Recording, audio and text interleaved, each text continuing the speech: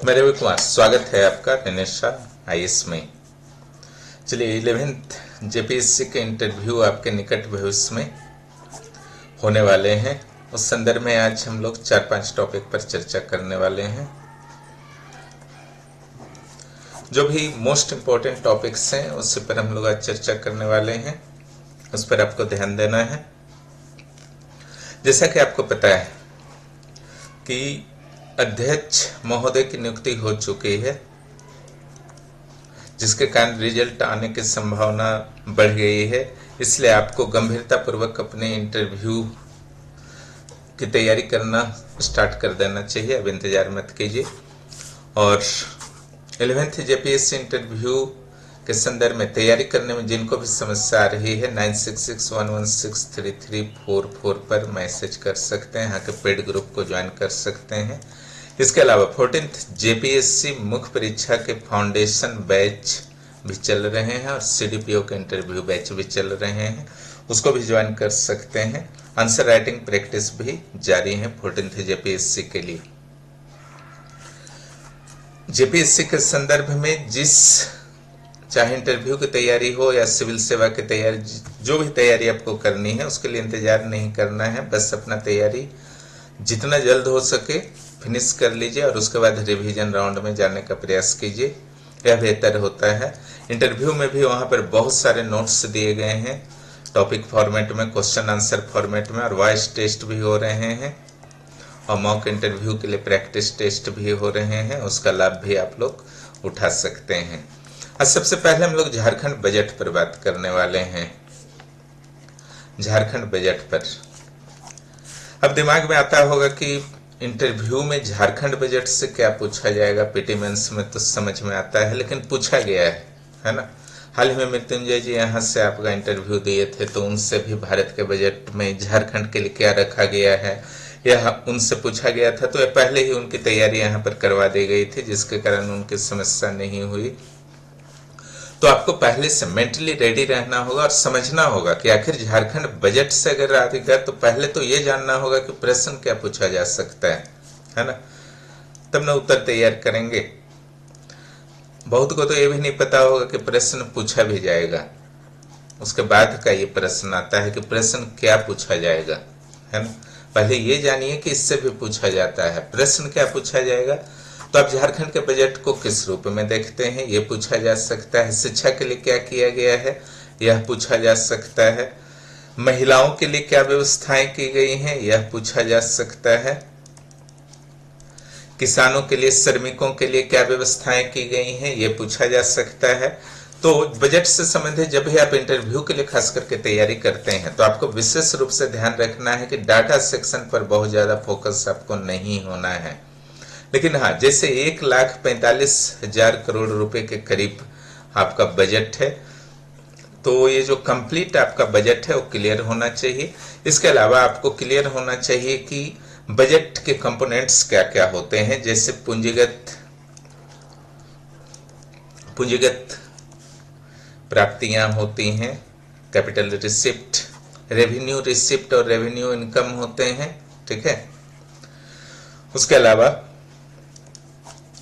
इनके एक्सपेंडिचर भी होते हैं, ठीक है, रेवेन्यू के रूप में एंड कैपिटल के रूप में। यानी कि जो बजट होता है, घर में भी जब आप बजट बनाते हैं तो आय और व्यय ही ना होता है। यह भी पूछा जा सकता है जो एक्सपेंडिचर होता है, सॉरी, जो इनकम होता है, इनकम और रिसिप्ट में क्या अंतर है, इनकम और रिसिप्ट में क्या अंतर है पूछा जा सकता है। सिंपल ऊपरी स्तर के पूंजीगत और राजस्व व्यय में क्या अंतर है। इनकम और रिसिप्ट आप जानते हैं कि रिसिप्ट में आपका सारे जो भी आपके पास प्राप्त होते हैं, भले ही ऋण के रूप में क्यों ना प्राप्त हो, लोन के रूप में क्यों ना प्राप्त हो, सारे के सारे रिसिप्ट में आ जाएंगे। लेकिन इसमें सिर्फ विशुद्ध इनकम ही होते हैं, यानी कि जो आपको वापस नहीं लौटाना है वह आपका शामिल होता है। तो ये पूछा जा सकता है। एक जो आपका सामान्य क्वेश्चन जिस पर मैं चर्चा करने वाला हूं कि आप किस रूप में बजट को देखते हैं, झारखंड बजट 2025-26 को आप किस रूप में देखते हैं। तो सिंपल सा यहां पर आपको जो जो बजट में व्यवस्थाएं की गई हैं उस संदर्भ में आपको बात करना है। कि सर 2025-26 के बजट में झारखंड सरकार के द्वारा लगभग प्रत्येक सेक्टर के बीच एक संतुलन स्थापित करने का प्रयास किया गया है। Primary sector, secondary sector, tertiary sector, हर सेक्टर को यथासंभव राशि प्रदान की गई है, जिसमें से कुछ सेक्टर पर विशेष ध्यान दिया गया है। शिक्षा, स्वास्थ्य,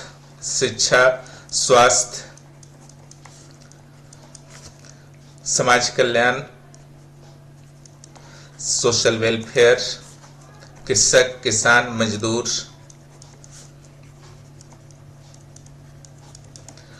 महिलाएं,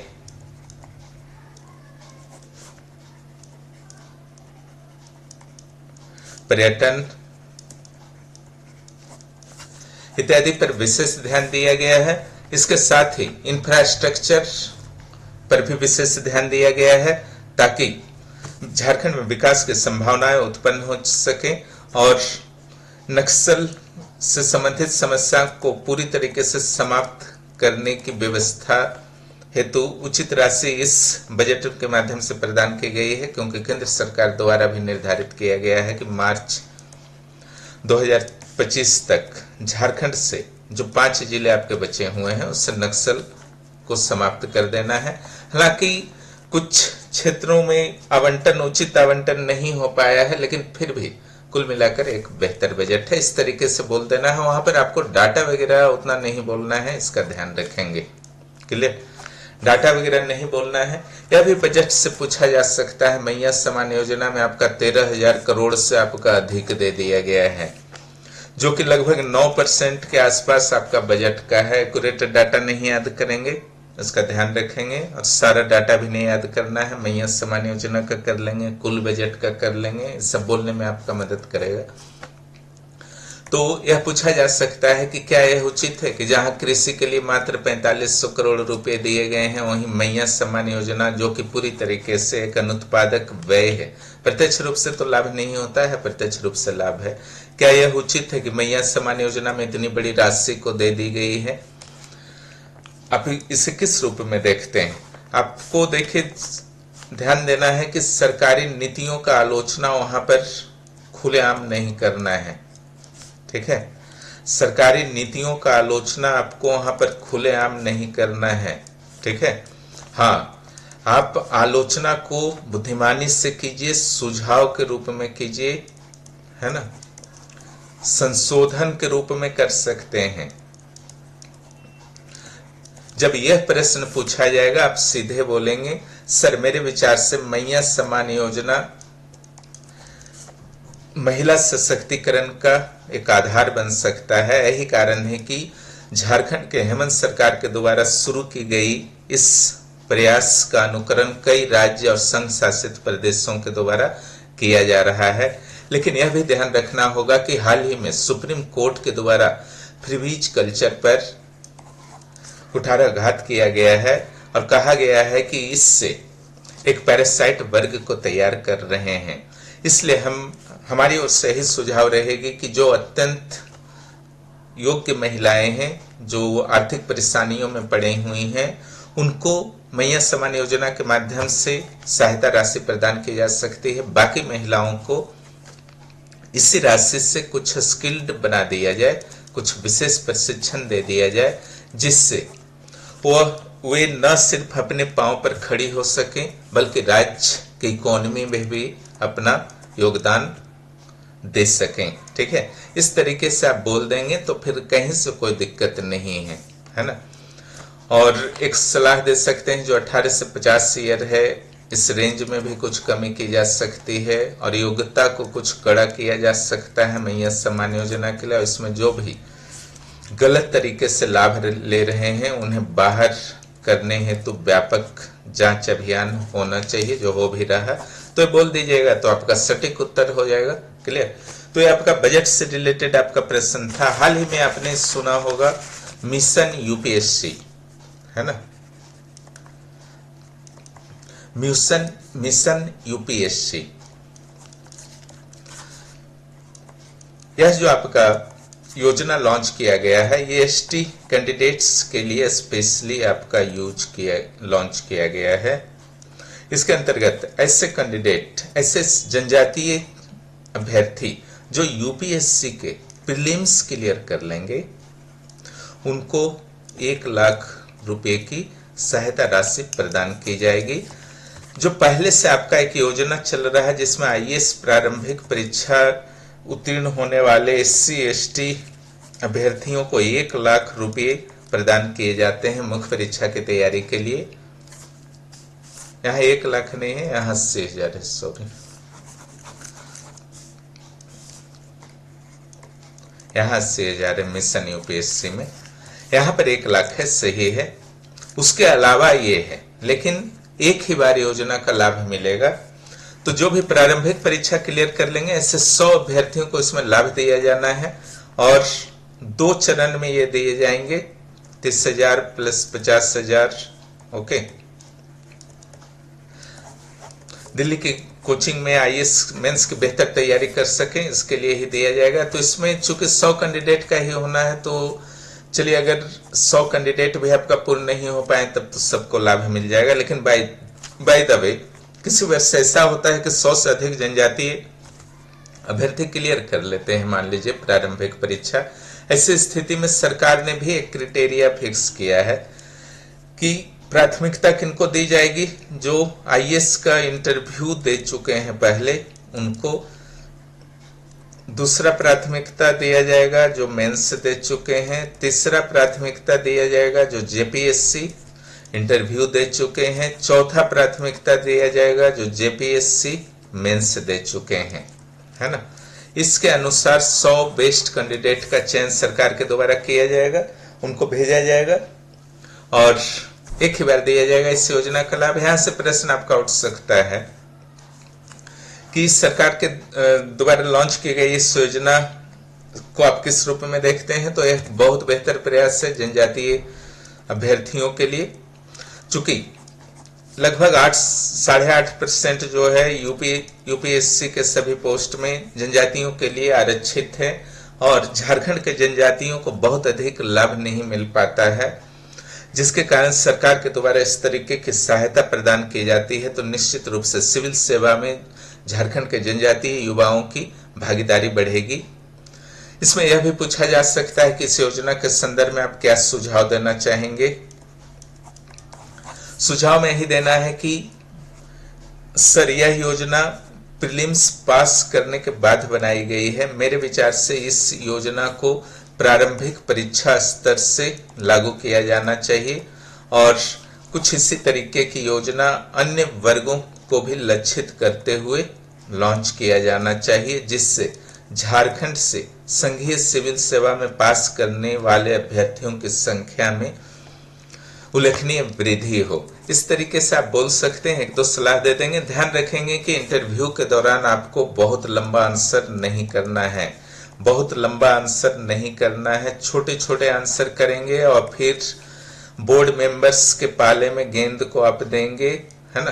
बोर्ड मेंबर्स के पाले में गेंद बॉल को भेजना है। वो आपसे कम्प्लीमेंट्री सप्लीमेंट्री क्वेश्चंस पूछेंगे और फिर आप उत्तर देंगे। आपको एक अवसर मिलेगा सोचने का। लंबा बोलेंगे फिर अटकने लगेंगे, ध्यान रखेंगे, है ना। एक बेहतर संवाद कीजिए हर टॉपिक पर, इसका ध्यान रखेंगे। उन लोग रेडी बैठे हुए हैं संवाद करने के लिए। यह आपका यूपीएससी वाला था। एक टॉपिक पर हम लोग और चर्चा करते हैं। एक टॉपिक आपका है झारखंड में डीजीपी जो झारखंड के हैं उनके द्वारा एक आदेश जारी किया गया है। कुछ ऐसे पुलिस कर्मियों को चिन्हित करने का निर्देश दिया गया है। एक तरीके से उनको लिस्टेड किया जाएगा, ठीक है, जो जनता के साथ उदंडता पूर्वक व्यवहार करते हैं, खराब व्यवहार करते हैं, सीनियर अधिकारियों की बात को नहीं मानते हैं। इसके अलावा नशे में ड्यूटी पर आते हैं, है ना। इसके अलावा सिविल ड्रेस में आ जाते हैं ड्यूटी पर। इनको लिस्टेड करने का आपका निर्देश डीजीपी के द्वारा दिया गया है, ताकि पुलिस की छवि में सुधार हो सके और पुलिस जनता के प्रति कर्तव्यशील ज्यादा बेहतर बन सके, ज्यादा कर्तव्यशील बन सके। तो यहाँ पर आपका जो प्रश्न उठता है कि डीजीपी के द्वारा जो भी निर्देश दिया गया है, क्या इससे आपको लगता है कि जनता और पुलिस के बीच जो एक दूरी बनी हुई है वो दूर हो जाएगा और समाप्त करने में मदद मिलेगा, उनके आपसी विश्वास को बहाल करने में मदद मिलेगा?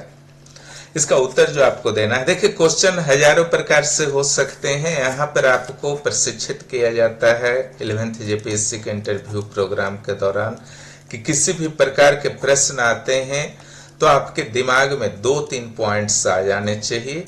यही कारण है कि आपका यहाँ पर हजारों केसेस दे दिए गए हैं अभी तक, जिसके माध्यम से आपका माइंड जो है पूरा ओपन हो जाता है और किसी भी तरीके के प्रश्न को उत्तर देने में आप सक्षम हो जाते हैं। ठीक है, आपको यहाँ पर जो शुरुआत करना है, चूंकि एक नकारात्मक क्वेश्चन की तरह इसको आप ले सकते हैं, क्योंकि इंटरव्यू बोर्ड के मेंबर ने आपको पहले ही बोल दिया है कि जो एक दूरी बन गई है तो पहले तो उसको कट करना है कि सर मेरे विचार से पुलिस प्रशासन और जनता के बीच दूरी उतनी अधिक नहीं है जितना समझा जाता है। पुलिस भी तत्पर रहती है जनता की सेवा के लिए, लेकिन कुछ कमियां अवश्य हैं जिसका उल्लेख डीजीपी महोदय के द्वारा किया गया है और इस संदर्भ में ऐसे पुलिस कर्मियों को चिन्हित करने की बात की गई है और लिस्टेड करने की बात की गई है।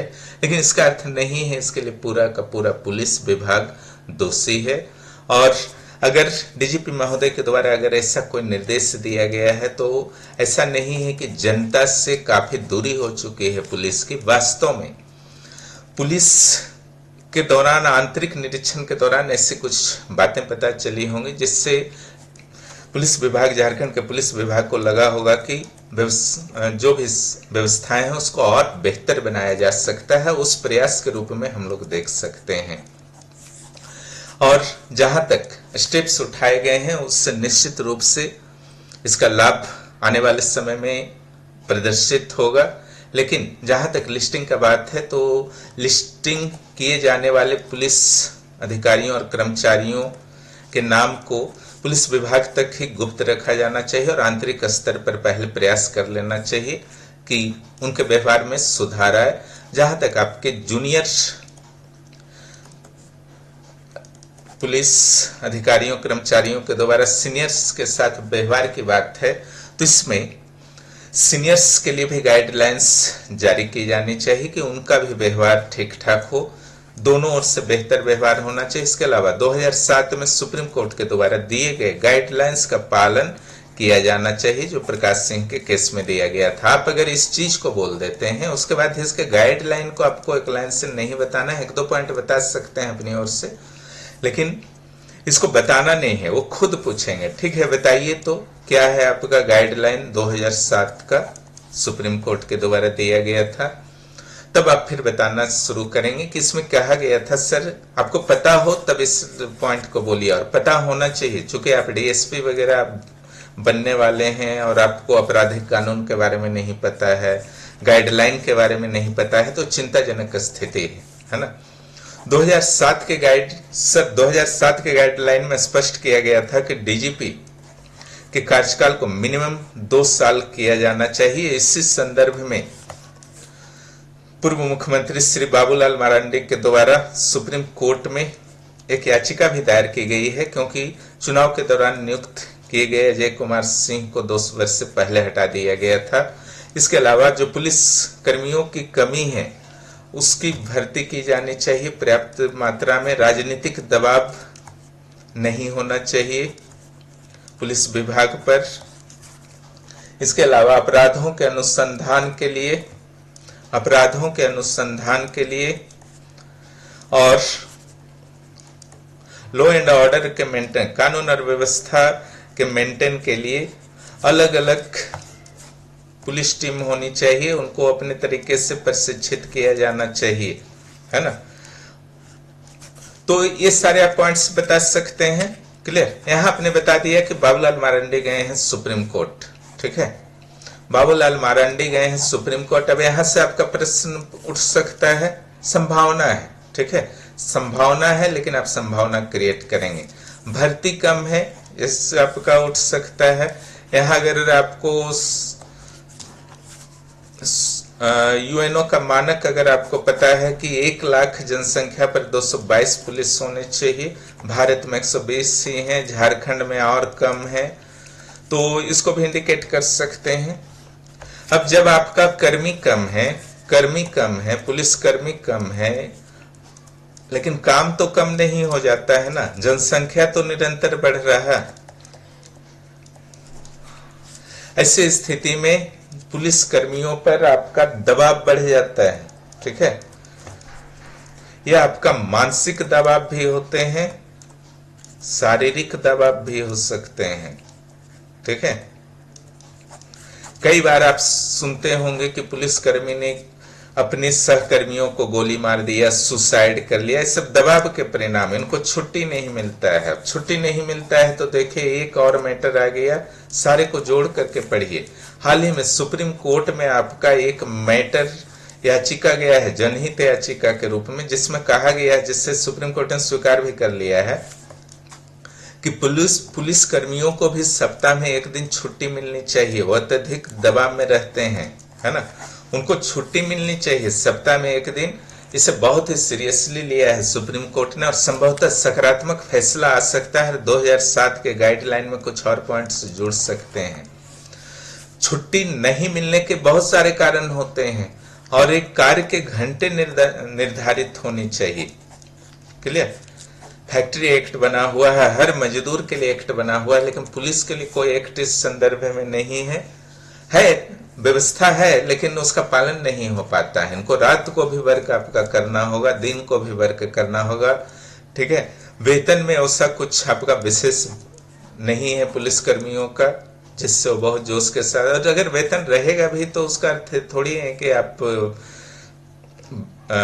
10 घंटे 11 घंटे से अधिक आप वर्क लीजिए, वो पूरी तरीके से गलत है। तो ये सब कुछ मैटर है ना, जिस पर आपका इसमें ही बहुत सारे टॉपिक्स पर मैंने चर्चा कर दिया है पुलिस से रिलेटेड। चूंकि डीएसपी कभी मौका निकाल करके मैं तीनों आपराधिक कानून पर, ऐसे मैंने वीडियो पहले दे दिया है, उसको देख सकते हैं आपराधिक कानून पर, है ना। इसके अलावा कुछ और टॉपिक था आपका,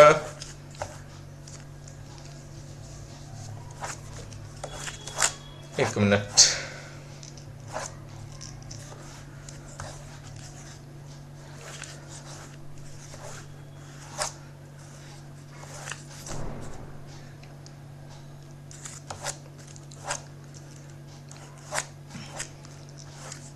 ठीक है। अगला जो आपका टॉपिक है 1.36 लाख करोड़। राज्य सरकार के द्वारा कहा गया है कि हमारा 1,36,000 करोड़ रुपए केंद्र सरकार के पास बकाया है, जो अब बढ़कर 1,41,000 का दावा किया जा रहा है, ठीक है। इस संदर्भ में कई अवसरों पर राज्य सरकार के मंत्री, यहां तक मुख्यमंत्री तक ने केंद्रीय मंत्रियों से वार्ता की है और जो भी बकाया राशि है देने की बात कही है, अन्यथा कानूनी कार्रवाई तक करने की धमकी राज्य सरकार की ओर से दी गई है। प्रश्न पूछा जा सकता है कि क्या आपको लगता है कि केंद्र सरकार और राज्य सरकार में अलग अलग दलों या गठबंधनों की सरकार है, इसलिए झारखंड सरकार की राशि को केंद्र सरकार नहीं देना चाहती है? किसी भी सरकार के विरोध में आपको नहीं बोलना है, ठीक है। यहां पर आपको उत्तर देना है कि सर, जहां तक मुझे जानकारी है कि पेपर के माध्यम से मुझे जानकारी है कि केंद्र सरकार के द्वारा 1.36 लाख करोड़ रुपए केंद्र पर बकाया होने के संदर्भ में बात की गई है और इस संदर्भ में रिपोर्ट भी भेजी गई है और केंद्र सरकार के द्वारा इस संदर्भ में जांच की जा रही है और केंद्रीय मंत्री के द्वारा, चाहे कोयला मंत्री हो या वित्त मंत्री हो, उनके द्वारा यह आश्वासन भी दिया गया है कि बहुत जल्द ही इस पर जांच पूरी कर ली जाएगी और उसके बाद अगर वास्तव में राज्य सरकार का कुछ भी बकाया है तो उसे वापस लौटा दिया जाएगा, यानी कि भुगतान कर दिया जाएगा। इसके बावजूद अगर झारखंड सरकार असंतुष्ट होती है तो उसके लिए सुप्रीम कोर्ट है और सुप्रीम कोर्ट में केंद्र राज्य से संबंधित विवाद के मुद्दों पर फैसला लिया जाता है और जो भी माननीय सर्वोच्च न्यायालय का फैसला होगा वह दोनों पक्षों को स्वीकृत होगा। एक बैलेंस्ड आपको आंसर देना है, ज्यादा हेडेक नहीं लेना है, बुद्धिमानी से आपको काम लेना है। उसके बाद एक आपका आया था जयराम महतो विधायक हैं और मंत्री हैं शिल्पी नेहा तिर्की, उनके बीच भी वाद विवाद हुआ था नक्सल के मुद्दे पर। यहां से भी प्रश्न रह सकते हैं, कैच करने का प्रयास कीजिए, प्रश्न कहां से रह सकते हैं, उसको कैसे बोलना है, वहां प्रश्न कैसे बनते हैं। ज्यादा कंफ्यूजन हो रहा है तो सीधे रेनेसा आईएएस को ज्वाइन कर लीजिए, वहां सारे टॉपिक क्वेश्चन आंसर फॉर्मेट में आपको मिल जाएंगे, ऊपर से क्लास भी होते हैं। माननीय विधायक जयराम महतो ने कहा था कि जो गिरिडीह के आसपास के क्षेत्र हैं वहां पर जब नक्सलियों का प्रभाव था तो उस क्षेत्र के अधिकारी पुलिसकर्मी रिश्वत लेने से डरते थे, है ना, लेकिन अब ऐसा नहीं है। लेकिन उन्होंने साथ में यह भी कहा कि मैं नक्सलियों का समर्थन नहीं करता हूं, है ना। तो इनका यह कहना था जब नक्सली प्रभावित तो क्षेत्र था तब ये सिचुएशन था, लेकिन वर्तमान में ऐसा है कि नक्सलियों का प्रभाव घटा है, उसके बावजूद हम लोग भ्रष्टाचार को क्यों नहीं रोक पा रहे हैं, क्यों नहीं शिक्षा स्वास्थ्य विकास की संभावनाएं उत्पन्न कर पा रहे हैं। इस संदर्भ में शिल्पी नेहा तिर्की का कहना था, जो मंत्री हैं, कि आपको कुछ भी करना है तो व्यवस्था के अंतर्गत रहकर करना होगा, है ना। ऐसे विचारधारा के साथ आप नहीं रह सकते हैं जो संवैधानिक तौर पर मान्य नहीं है, ठीक है। तो इस संदर्भ में कहा जा सकता है कि क्या माननीय विधायक जयराम महतो नक्सलियों के समर्थक हैं? आपको सीधा सा उत्तर देना है कि सर मेरे विचार से ऐसा नहीं है, क्योंकि उन्होंने खुद ही कहा है कि मैं नक्सली विचारधारा का समर्थन नहीं करता।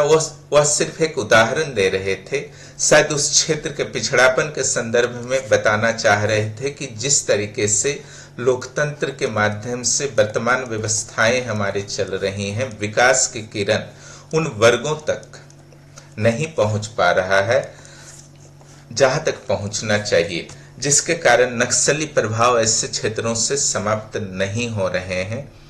उनमें नक्सली व्यवस्था के प्रति जो एक विश्वास की भावना उत्पन्न हो जाती है जाने अनजाने, उस चीज को हमें समाप्त करना होगा विकास के माध्यम से। और जहां तक नक्सली विचारधारा की बात है तो उसे हम लोग कानूनी या संवैधानिक दृष्टि से कहीं से उचित नहीं ठहरा सकते हैं, इसलिए उसके पक्ष में जाने का सवाल ही नहीं होता है, ठीक है। और दूसरा, नक्सली विचारधारा में हिंसा का प्रवेश करवा दिया गया है, जब तक ये सामान्य विचारधारा था, शुरुआती विचारधारा जिसमें समानता की मांग लोकतांत्रिक तरीके से, शोषण के विरुद्ध मांग लोकतांत्रिक तरीके से की जाती थी, उसमें कोई दिक्कत नहीं था, है ना। सरकार के समक्ष को मांग रखा गया। लेकिन जब आप व्यवस्था के विरुद्ध लड़ेंगे, संविधान के विरुद्ध कार्य करेंगे, नियम कानून के विरुद्ध कार्य करेंगे, हमारे सुरक्षा कर्मियों पर हमले करेंगे, तो इसे स्वीकार नहीं किया जा सकता है। इसके बाद नक्सली का मैटर आपका आ सकता है, वो अलग टॉपिक है कि नक्सलियों के क्या कारण, नक्सली गतिविधियों के क्या कारण, इसका उपाय क्या है, सरकार का क्या प्रयास है, वो अलग टॉपिक में नोट्स दे दिया गया है। तो इसको भी आपको कंट्रोल करना है, बहुत ही इंपॉर्टेंट आपका मुद्दा है, किसी और वीडियो में हम लोग करेंगे। इन्हीं चीजों पर आज चर्चा करना था और किस तरीके से उत्तर देना है वो मैंने बता दिया है, लाइव में ही बता दिया है। तो आज हमने जो चर्चा किया, एक झारखंड बजट, दूसरा डीजीपी का पुलिस के संदर्भ में आदेश, सुप्रीम कोर्ट का गाइडलाइन 2007 प्रकाश सिंह केस, और हाल ही में सुप्रीम कोर्ट के पास पुलिसकर्मियों के छुट्टी से रिलेटेड मामला गया है। इसके अलावा मिशन यूपीएससी, माननीय विधायक जयराम महतो एंड माननीय मंत्री शिल्पी नेहा तिर्की के बीच जो वाद विवाद नक्सली मुद्दे पर आपका हुआ, 1.36 लाख करोड़ का मुद्दा, ठीक है। तो इन सारे मुद्दों पर चर्चा किया गया और आशा है कि यहाँ से अगर प्रश्न आते हैं तो आपको कोई दिक्कत नहीं होगी। और रेगुलर क्लासेस वगैरह चाहते हैं तो तुरंत क्लास को लाइव पेड ग्रुप को ज्वाइन कीजिए, वहाँ रेगुलर क्लासेस चलते हैं और चलते रहेंगे जब तक आपका इंटरव्यू नहीं होगा। 14th जेपीएससी के लिए आप फाउंडेशन बैच को ज्वाइन कर सकते हैं।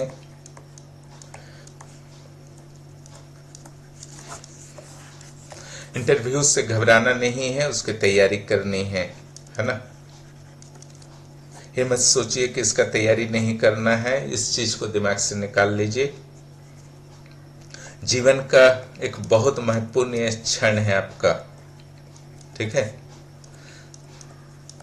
11th जेपीएससी में ये मत सोचिए कुछ नहीं बचा हुआ है, बचा हुआ है 100 मार्क्स बचा हुआ है जो आपका जीवन को बदल सकता है अगर आप इसको सीरियसली ले लिए और इसके प्रति उदासीनता आप दिखाएंगे तो शायद अगले 2-3 साल तक आपको निराशा के गर्त में ढकेल सकता है। सोचिए उनका क्या होता होगा, है ना, जो 3-4 मार्क्स से रुक गए होंगे और इंटरव्यू में उनका कम मार्क्स है, ठीक है। संभावना अगर है कि यहाँ हम 70 ला सकते हैं इंटरव्यू में, अगर संभावना हम 75 ला सकते हैं, दिया गया है 78 दिया गया है मृत्युंजय जी को, तो ऐसी स्थिति में इन संभावनाओं का यूज क्यों नहीं करें, ठीक है। खुद को पॉजिटिव रखिए, स्वस्थ रखिए, सकारात्मक विचारों से परिपूर्ण रहिए और इंटरव्यू का तैयारी कीजिए। रेनेसाइज से जुड़ जाइए, सारी समस्याएं दूर हो जाएंगी। वीडियो देखने के लिए बहुत बहुत धन्यवाद।